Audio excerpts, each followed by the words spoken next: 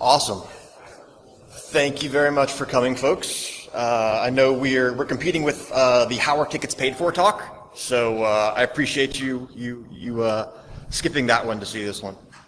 My name is Philip. We're going to talk a bit about DNS in IR, and how you collect it, how you analyze it, and lastly, how you can use it to potentially respond to events. First, the obligatory who am I slide. I believe this is required per speaker contracts. So I lead the security team at Coinbase. Have any customers in the crowd? Coinbase customers? Not bad. So for those of you that aren't familiar, Coinbase is a digital currency company. We store about $500 million worth of Bitcoin, Ether, and Litecoin, which is a really fun challenge. I've done a bunch of other security stuff. I recently came to terms that I probably had to be on Twitter as a security person. I think it's required. I'm going to hold back 10 to 15 minutes at the end of the talk for questions, comments, anything like that. So if you could hold it till the end, that'd be awesome. And with that, we'll jump into this. So why are you here, I guess, is the first question we should ask. I think, and maybe a little bit more meta, like why am I up here spending an hour of my life talking to folks. The core of it, and a piece of advice I got while I was building this talk a lot is if you want to do a talk, have something to say, then say it. So the thing I want to say is DNS logging is super important. The data is absolutely critical to a great incident response. It's easier and cheaper than you think it is, and it can be pretty actually entertaining. A couple of important notes, like first of all, I'm talking about recursive DNS here, not authoritative DNS, right? This is the resolvers you have in your environment. Authoritative DNS monitoring is a totally different topic that you should also do. For kicks sometime, just check out NX domain responses from your authoritative name servers. It's pretty cool to see the root forces.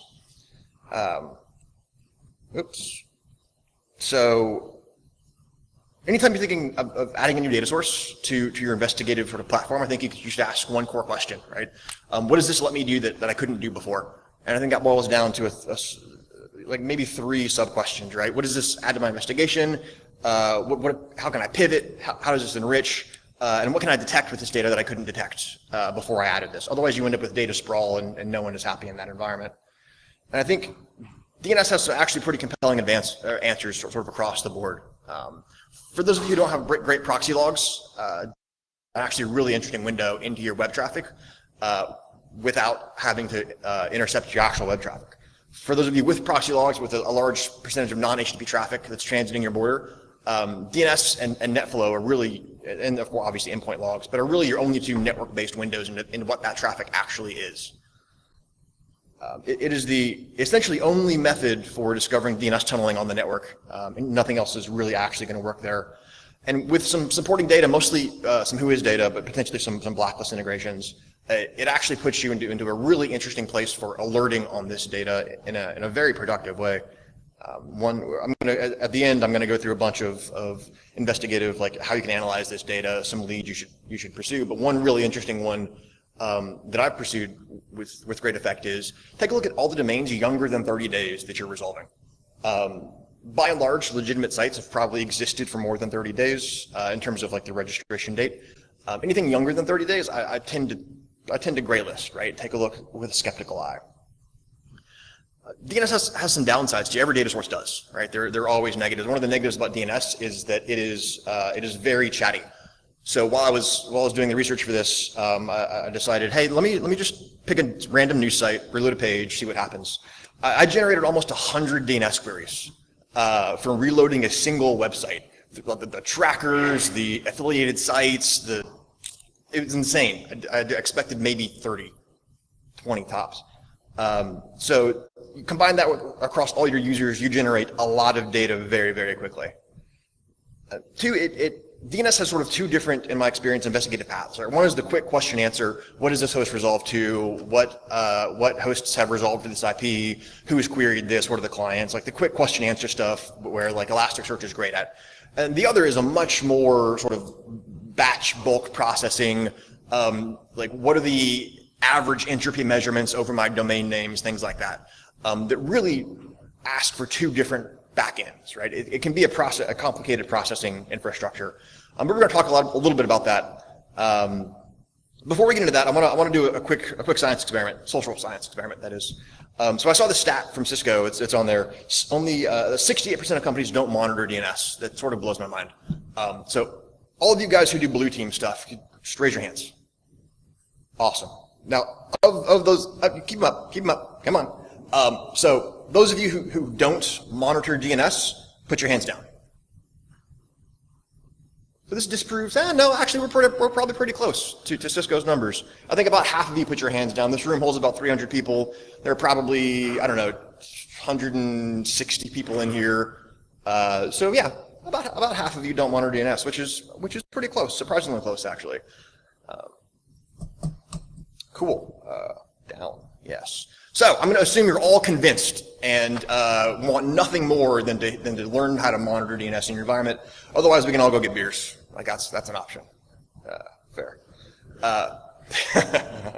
So first, a quick note about names. We tend to conflate these two terms, and if you talk to a DNS guy, he will quickly correct you, as I was corrected when I first started getting into this.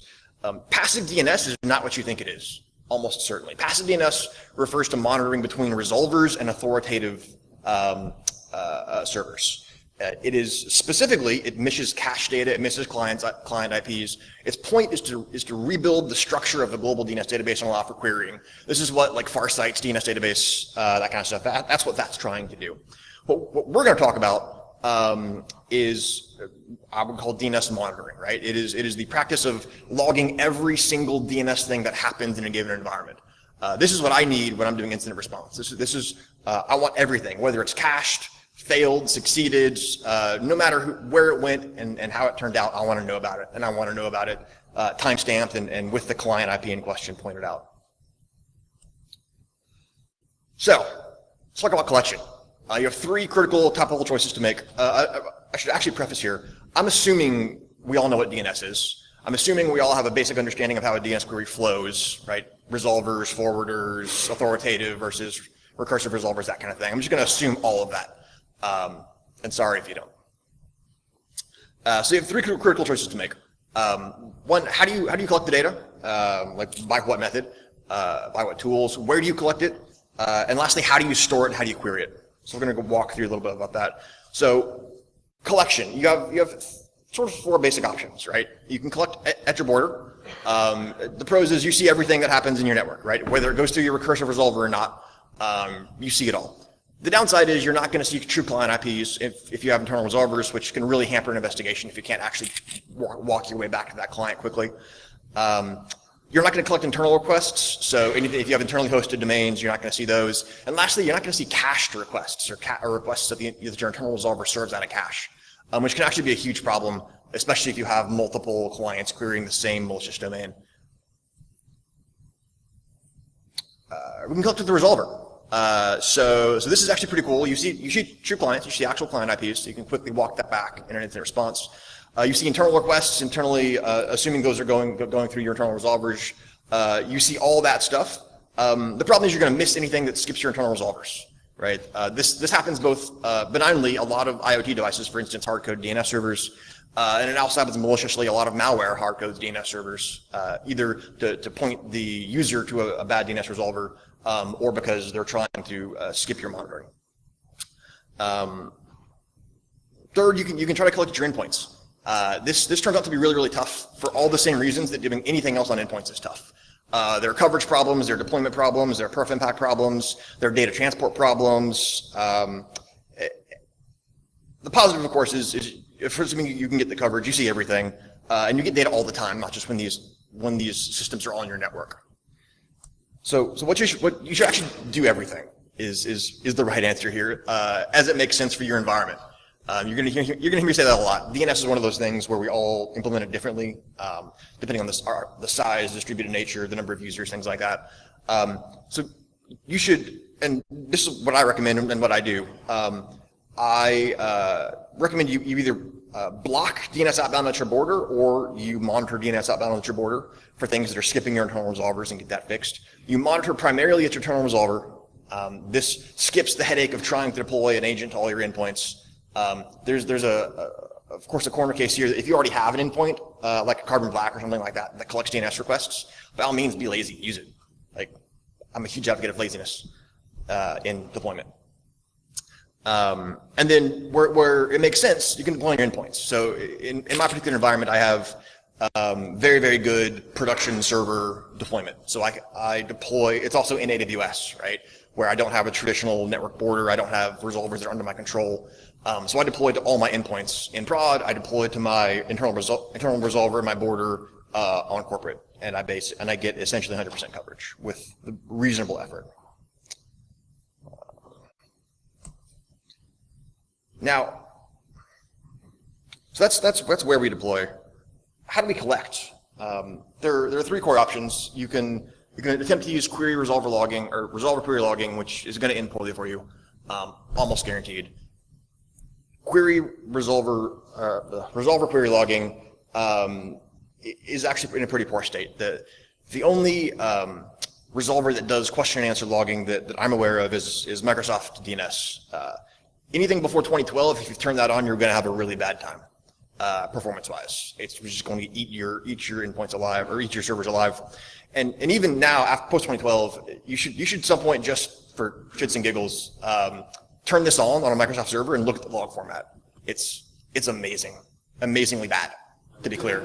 But it is like you would have to design a poor log format. The only thing that I know is worse is Linux Audit D.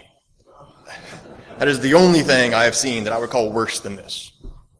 A couple other things to mention. There is a DNS logging protocol that's based on protobuffers called DNS tap. It only exists right now in not DNS and Unbound, but they say they want to spread it farther around. It offers obviously protobufs, right? So it's a very efficient on the wire, very, very, very quick transmission.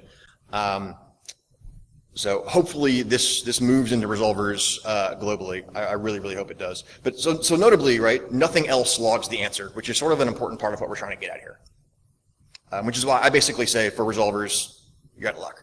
Exceptions, there's commercial products that do this. Infoblox does a good job of logging DNS stuff. I've heard Power DNS can do this, but I have not used those, so I can't specifically say they're good or bad. Your second option, IDSs. Suricata and Bro both do protocol or DNS protocol interpretation and do log queries and responses, which is great if you already have that deployed, right? So I would use this if you have something like that deployed or can simply. I would use this on your board. I only know of one organization I've talked to that has enough IDS placement flexibility and like software taps to actually tap in front of all of their recursive resolvers internally. They're just crazy. For the rest of us, this is a great border option. You probably are already collecting this data. You can probably hook it into existing transport mechanisms. It's all reasonably easily parsable. So like, again, laziness plus one. If you're going to add this and you don't already have it, I would actually encourage you, in my personal preference, to use Bro. I like Bro because it does not just DNS, but it does a lot of protocols very, very, very well. And it's a very effective intrusion detection mechanism. So the last option we should talk about is standalone DNS logging, and this is where I pitch a thing that I built. But there are really two options here. So there's a thing called passive DNS, which is written by a dude whose name I would butcher if I tried to pronounce it. He's Eastern European of some sort. I'm not going to try it. What's that?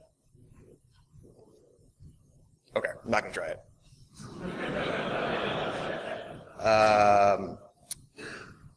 So it's really good. This is actually what got me into DNS monitoring to begin with. This is sort of my gateway drug into monitoring DNS in an environment is passive DNS. The downsides and the reason I built Go Passive DNS is it was written in C. It does all of its own packet processing, native to C. It had, at the time I was using it, this is developed somewhat since then. It had sort of limited output options, so it was like logging to a database or a flat file. It was logging in pipe delimited text, which is not the end of the world, but neither is it like JSON, for instance. And it was in C, so you had the standard dependency management issues when you're deploying it. I wrote Go Passive DNS sort of for a couple core reasons. Number one, I really dislike parsing network traffic in non-environments. So when like Go, for instance, right, memory managed, which means a whole class of memory corruption vulnerabilities just goes away. I don't need to worry about buffer overflows. I don't need to worry about like parsing string safety for the most part. I can concentrate on my code. The second is it has a Python-esque, I promise you this won't turn into a Go presentation. It's just a small tangent. It has a Python-esque library ecosystem that's really, really awesome, and again, lets me focus on the core competency of the code. It also has, I also built in like native transport mechanisms like, first of all, in JSON, because life's too short to parse non-JSON. And I built in native key-based transport, right? So if I'm running a bunch of these things all over the place, I don't want to have to deal with syslog, concentrators, and whatnot. I want to just toss it in a queue and let it work itself out. So for my money, if you're going to deploy this from scratch, if you don't have an existing environment, if you're not already logging DNS, I personally prefer the standalone DNS logging. Right? I think it gives you flexibility. I think it's sort of purpose-built. You can deploy this on a recursive resolver. Both of these options are very, very low in resource overhead in general. You can deploy this on an existing tap. If you have an IDS box that you're already running, you can deploy it there. You can deploy this on endpoints. Go passive DNS, another sort of ancillary reason I use Go is cross-platform, right? So I can compile and run this on OS 10, any flavor of Linux you want, even Windows. Although it's missing some service initialization stuff to run well on that yet. So lastly, assuming you've decided like where you want to log, right? You know you want to log at these places with these. And by the way, I'll make these slides available after the talk for those of you who are taking pictures every slide. I'll save you some effort. So we want to log this data at these places. Awesome. We're going to send it back. Using what? We haven't really talked about that yet, right? So how do we actually support this collection? Some of you are already going to have environments set up for this, right? It's as easy as plugging into your existing log transport mechanism, whether it be Flume or Kafka or what have you. And again, awesome. You should do that. Laziness again is a virtue in these cases. The generic infrastructure I like to talk about here, because there are a couple of specific requirements for DNS data to really log it very, very well. Specifically, DNS data is one of those data sources that benefits just significantly from enrichment. A couple of basic enrichments like whois data and maybe DNS RBLs or other blacklist data onto these log records make it immensely more useful when you get to the analysis phase. So I like this basic architecture, right? 2 queues with an enrichment phase in between, writing out to both an Elasticsearch and a Spark EMR cluster on the other end. This is basically what I do in prod for my DNS data. This lets us do 2 things. Remember, we talked at the very beginning, DNS can sort of bifurcate into analytical flows, the question answer style, like easy search-based stuff, and the much more complicated bulk processing stuff. This lets me do both. I can dispatch Spark drops when I want them, or my analysts can get real-time instant results from Elasticsearch queries. Cool, so you have all the data. Congratulations. Now what do you do with it? So we just talked about enrichments. Like I said, if you do nothing else, add whois data to this stuff. It is enormously useful both for domain age type questions. How old is this domain? How recently has it changed? What registrars is it registered with? Is it a registrar in Ukraine or someone that has more of a positive reputation? It's amazing. If you're going to add more stuff, add blacklist data. Very, very useful. Add GUIP on the returned IPs. That can also be extremely, extremely useful. And lastly, so back in this slide here, right? I have the Spark EMR HDFS cluster. That's really, really cool. If you're not going to do that, or if you don't have that, or you can't do that, what I encourage you to do is pre-calculate some values in your processing pipeline, right? Some standard aggregations that your analysts are going to use, or some standard terms they can use to aggregate on, right? So probably the most important, if you're not going to do anything else, is parse out the domain from the host name and have that as a separate record on those log messages. That will enable a broad range of analysis later, including things like detecting DNS tunneling mechanisms that are just really hard to do without that pre-parsing. Calculating things like English word presence, query entropy, compressibility. There's some really interesting research around that. Can again help the analysts, if they only have an Elasticsearch interface, still produce pretty complicated analyses. Let's talk about that. Let's talk about that a little bit. So you have all this data, you've enriched it in some number of ways, you have this cool analysis environment. And by the way, I was when I first started doing this talk, I had this like grand plan of I'm going to build up this Amazon environment, I'm going to stand up my elk stack, it's going to be really cool and beautiful. And I realized after I did all that, that the stuff that you guys would actually see is like a Kibana dashboard with a histogram. Not really sexy for the input. So instead of like showing that, which is sort of boring, I'm going to kind of talk through this stuff. Sorry, you don't get histograms. So fast flux, right? What is fast flux? Fast flux are domains that rapidly switch between IPs. This is to make IP-based blocking hard, among other reasons. So how do you detect this in DNS logs? It's actually blindingly obvious. If you have those host names already in there, a quick histogram, literally a histogram of unique IPs per domain name, boom. You're gonna see high values from places like Google, places like that may return 6, 7, 8 results. Then you're gonna see some that are several hundred results. They're gonna be extraordinarily suspicious, and you should investigate that stuff. As with all of these, I'm gonna talk about this at the end. They're always false positives. They're always like outliers that you need to take out of these analysis. But this is why this is why humans are good at this stuff. So DNS exfiltration tunneling, the PCAP down there is actually from iodine. As you can see, it uses a consistent domain name with differing host names to move traffic back and forth. This is one of two common tunneling exfiltration patterns. The other is you can get very clever with this unused fields in DNS packets to encode individual or maybe 2 or 3 bits per packet. That stuff, if you're looking at DNS at all, tends to be very, very obvious. Because the query volume just goes insane from these hosts, moving 1 bit at a time, 1 bit per DNS query. The host name stuff may or may not increase volume significantly.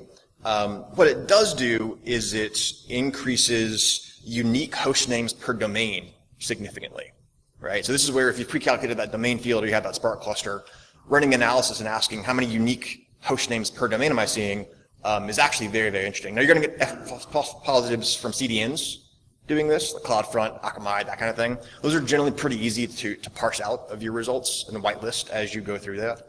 And what you're left with is a set of unusual domains that you should really look into very closely.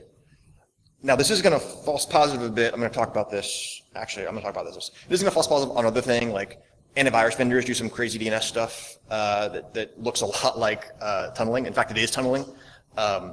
We'll talk about that in a little bit later.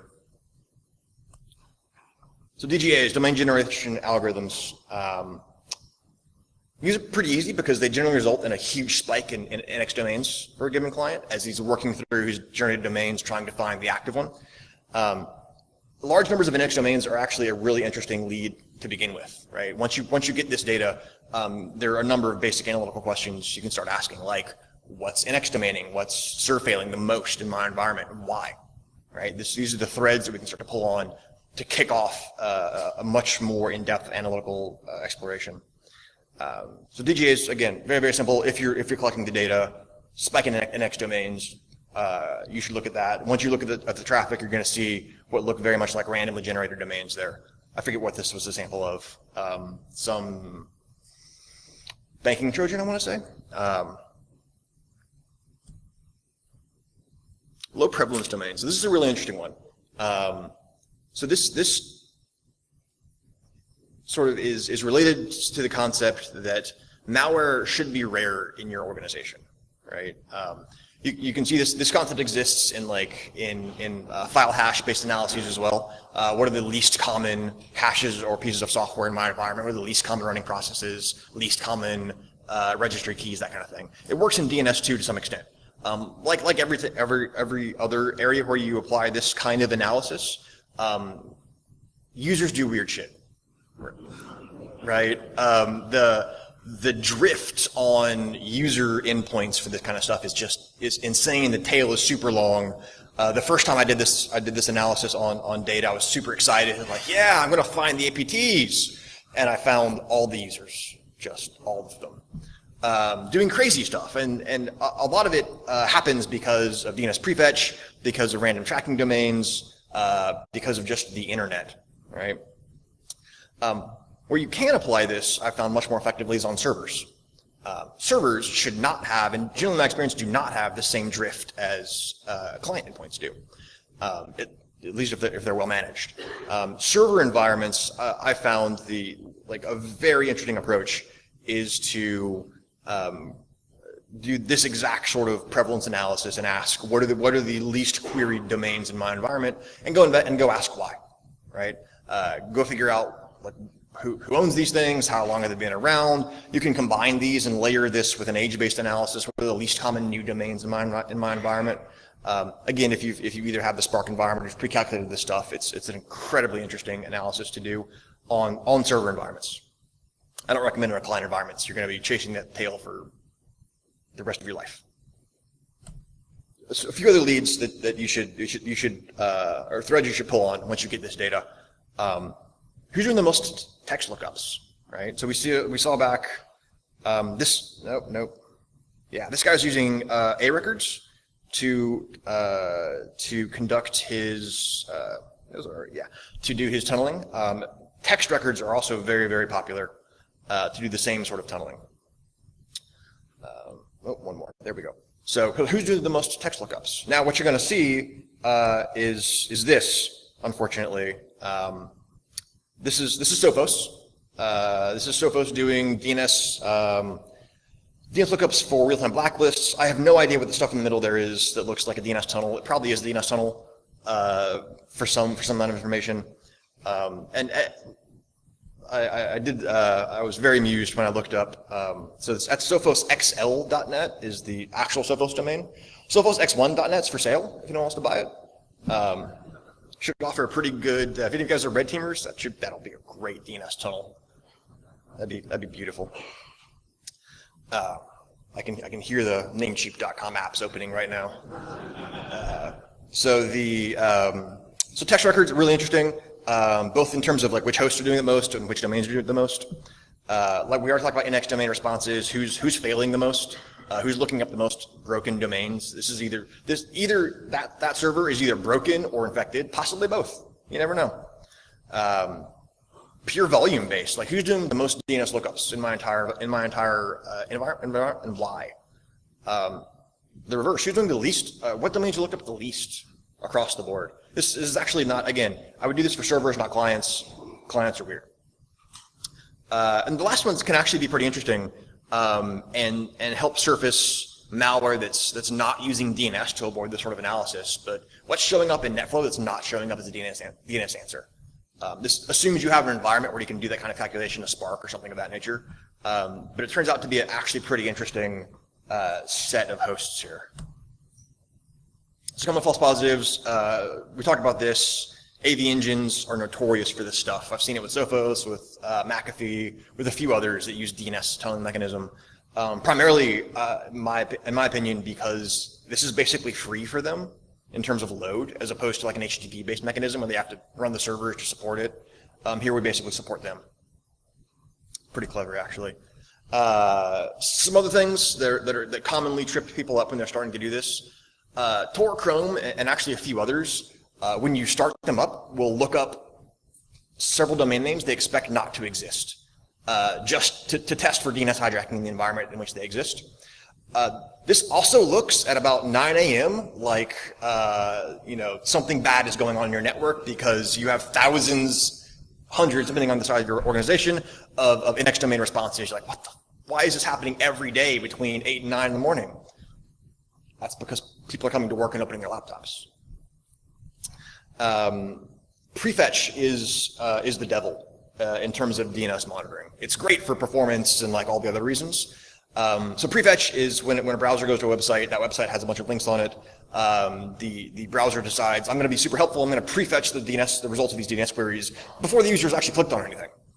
This also happens when the user's typing in the URL bar in some browsers, depending on their settings. If the user types a valid domain name, it's part of another domain name, www.cn, on their way to cnn.com. That lookup, depending on that browser settings, will happen, right? And the question is, then going back and looking at your DNS records, well, why? Why did it happen? Did it happen because the user was trying to type something else? Did it happen because the user went there? Did it happen because prefetch? They just happened to visit. There was this happened a couple of times and actually literally woke me up at in the morning.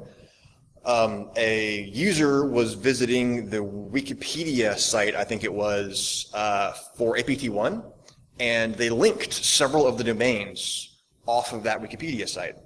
Well, that browser went ahead and prefetched that domain for them, thank God for that, and lit the alerting system up like a Christmas tree, because they were going to it's the APTs, it's the literal APTs. It was not the APTs, it was Wikipedia. Yeah, that was not awesome. And last, CDNs play havoc with this entire field of analysis. CDNs do weird shit. If you look at like CloudFront, they use random domains, or random subdomains, .cloudfront.net. Look at Akamai, they use a number of actual naming patterns, .akamai or .aka DNS, things like that. You'll learn to filter these out as you do this analysis more and more, and it's going to vary depending on your environment, right? We each are doing different things. Our traffic's going to look, one way or the other depending on how that turns out.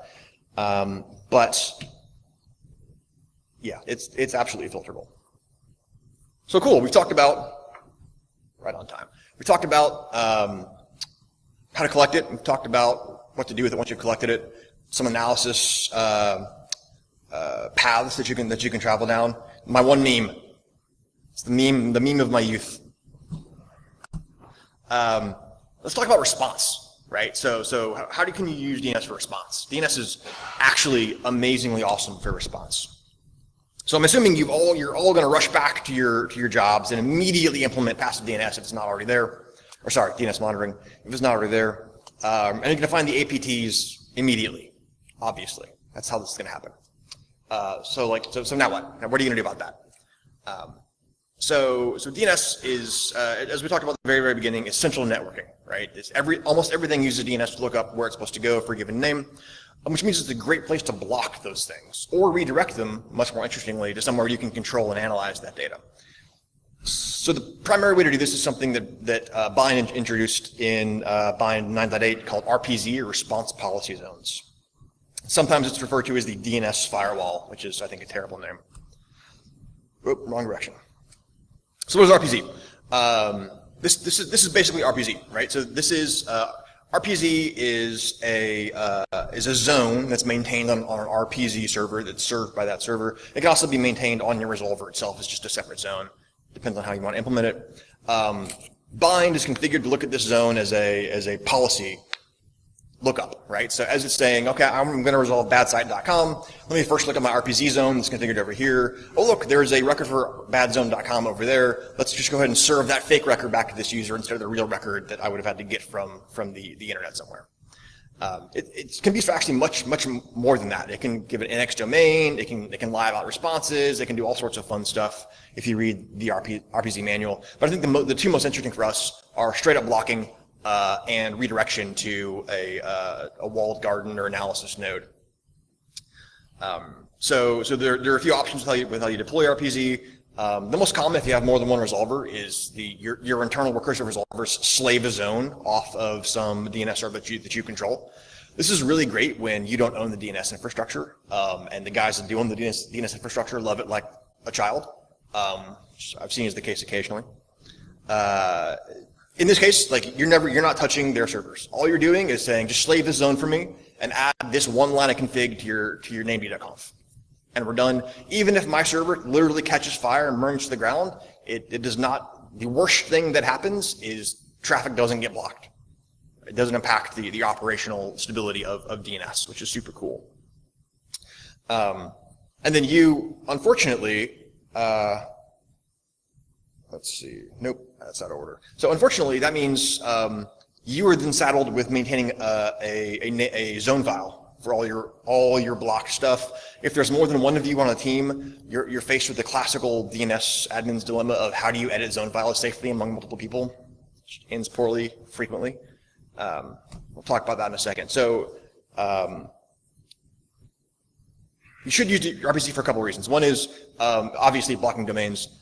Two is, and this is actually I think more interesting, the redirection capabilities in RPZ can push that interesting traffic to a transparent proxy. It can put it, like, for instance, This is a great idea if you're having problems with CNET downloaders and responding to stupid adware.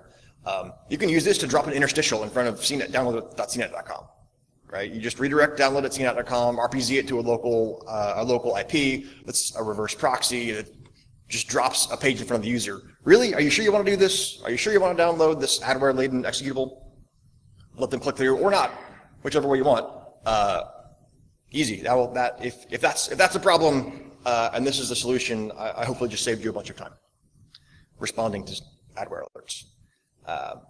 Lastly, RPZ is crazy fast. It's as fast as DNS replication.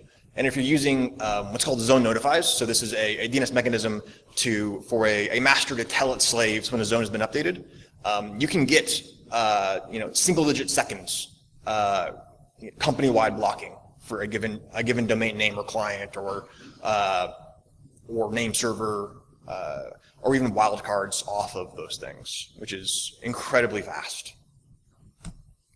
So RPZ gotcha is, like I mentioned, you're now stuck maintaining a bind zone file. That has its ups and downs. You're going to have a bad time if you do this with like a standard, like a malware domain list or something like that. I learned this through hard, bitter experience. The second time I blocked iTunes, I stopped doing that. Yeah, that was not good. I had to include bullet number 3 in there. Always update your serial number on your zone. If you're like not a DNS admin, you don't know how much pain this causes. Like, why is my change not propagating? Because you didn't update your serial number. And lastly, DNSSEC. So DNSSEC is an interesting interaction with RPZ. By and large, it actually doesn't matter today because clients aren't generally validating very often. So to the extent clients aren't validating, you can just have RPZ lie anyway, and the client's not going to care. If your clients are validating, you can still have RPZ mess with the records that go back. But all that's going to happen is you're going to break validation, and that client won't be able to visit the domain, which is actually what you wanted anyway. So it seems fine to me either way, which is pretty sweet. Perfect. Okay, one a little bit early. So lastly, this is where I was supposed to unveil the thing I wrote called GoRPZ that fixes much of that. Unfortunately, lawyers exist in this world. So I can't open source it yet. They're still reviewing whether I can or not. But it's really cool. I'll tell you all about it, even though you can't have it. So in all seriousness, it should be out in another week or two once I get back and can sit on them. So this is a RESTful service that's also DNS server on the back end. It uses Go's multi-threading to do that all in the same process. It takes a straight-up RESTful API using bearer tokens for auth, and on the back end, it masters its own file using, again, Go has a great package library, using Go's built-in DNS packages to handle all of the replication to your actual internal resolvers. This takes away all the zone file craziness. This makes updating a breeze. This means you can track your additions and deletions much more effectively over time. This means my favorite feature of all, you can have comments. You can say why a thing was blocked, not just that it was blocked or redirected or whatever you choose to do with it. And it's Go, so it's cross-platform, it's one binary, it's, Go-ish. Sorry I can't release it. I'm super sad about that. Lastly, and I think we're going to end early, sorry. What are your questions? In the back.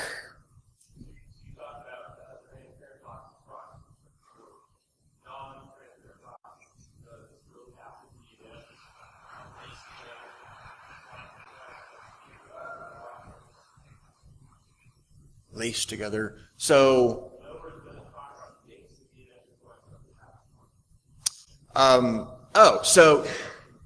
no, not effectively. So the piece of information that's common when you look at like sorry. The question was, if you're using like a non-transparent proxy and you see a request come in that you're redirecting to an internal proxy, and that proxy regenerates another DNS query to wherever that client's going, how do you tie that line together?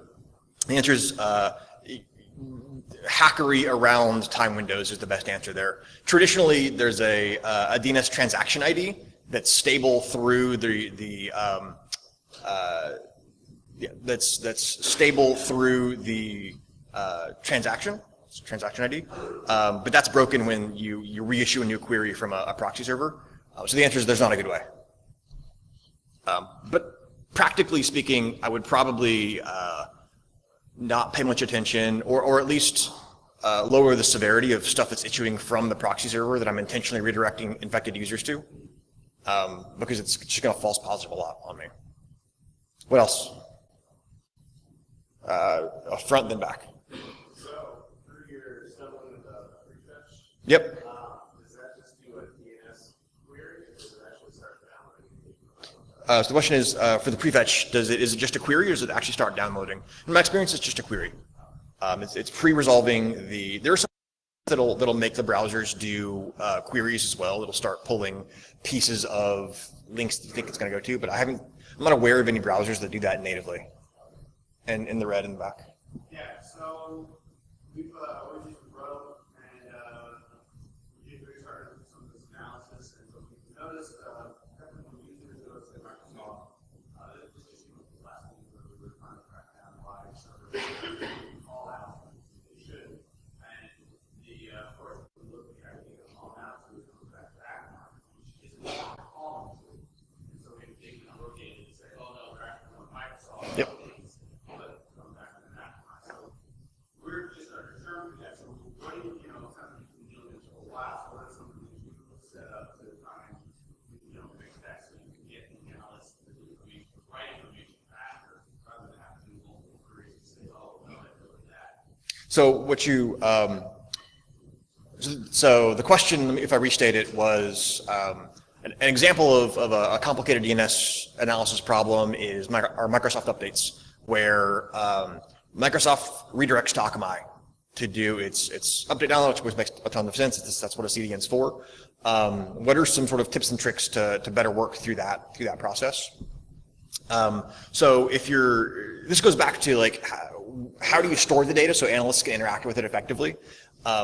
If you're seeing this guy going to an IP address that's an Akamai IP address.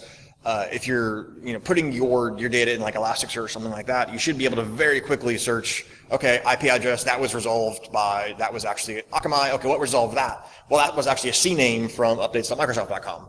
And you should be able to do that chain very, very quickly. That falls down a little bit if it's like a 302 style redirect. Like a 302, like if it's updates.microsoft.com is actually a small little server, it's just giving a 302 to Akamai. But at the very least, you'd be able to quickly backtrack that IP and know it's Akamai, which is, in my experience, a much lower severity style of lookup. And because, like, we all go through this, you now know that Akamai is distributing Microsoft updates. If you see this happening around the time Microsoft updates are coming out, like that should be at the top of your mind. A lot of this is like SOPs for your network, right? Like much else in incident analysis. What else? I saw, yeah. When I first started doing it, I saw the Crow stuff and everything else, and then I cleared those out and kept looking at it.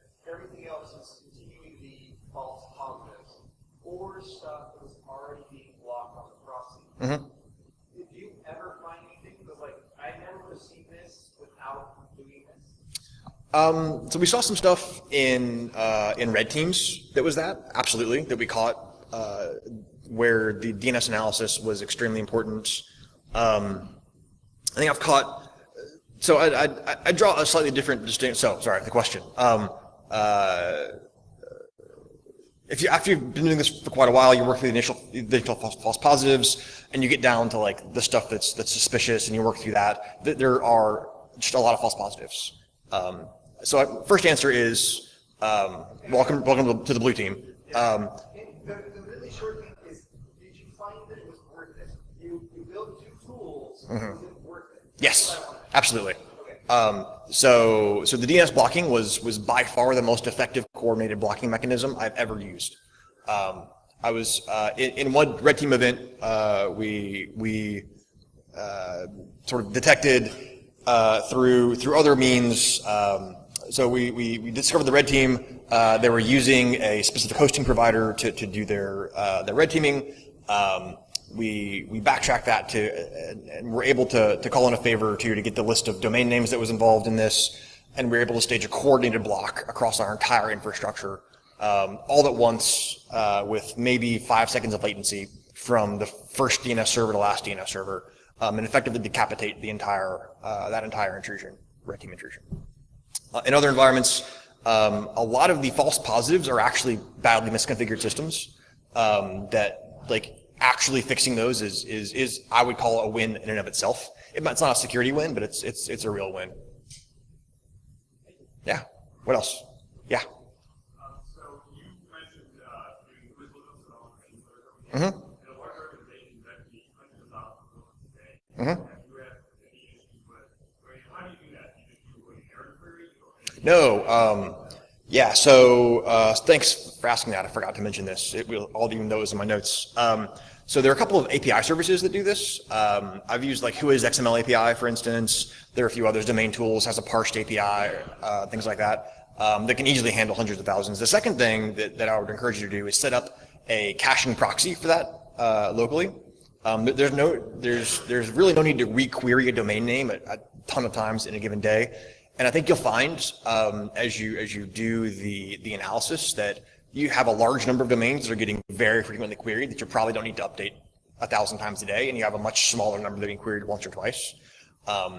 After the first month or so of running through this with a caching proxy for that endpoint, the number of queries that actually reaches your API provider goes way down. What else? Nothing?